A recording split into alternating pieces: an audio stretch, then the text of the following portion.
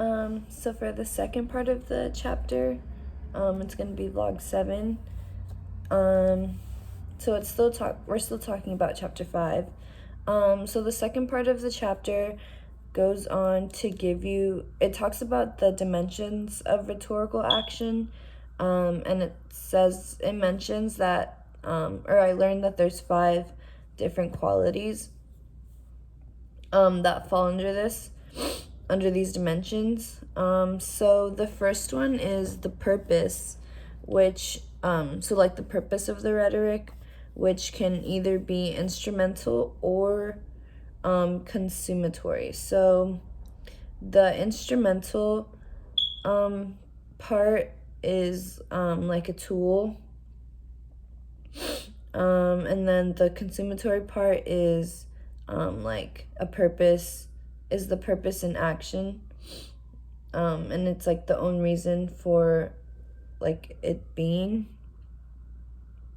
And then it talks about so then the second part, or I guess like the second step is the argument for your rhetoric. So the argument can either be justificatory or ritualistic. So if your argument is justificatory, that's just like it like gives a reason. So it's like which could either be like good or true or false. And then the ritualistic part is or if your paper is like ritualistic, then that means it talks about like the order of an act, which is like an example is like a vigil, because that's like ritualistic. And then the third dimension is structure. So it's like how you structure your rhetoric. So the 2 types can either be logical or associative. And if it's a logical rhetoric, then it provides like the necessary links or connections between like what you're talking about. And then if it's associative, it means that you've like learned through experience and you're talking about your experience. And then the fourth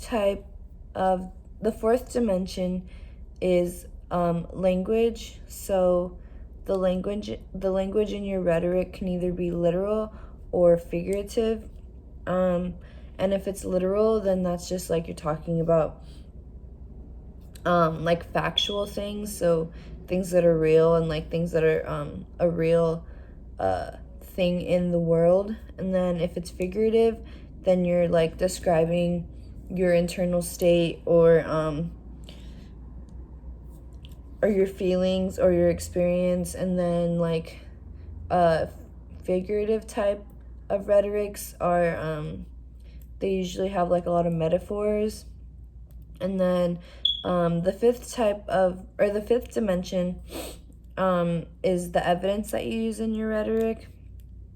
So the evidence can either be factual or psychological. So if the evidence is factual, then that means it's like verifiable, and you can verify it to determine its accuracy or like how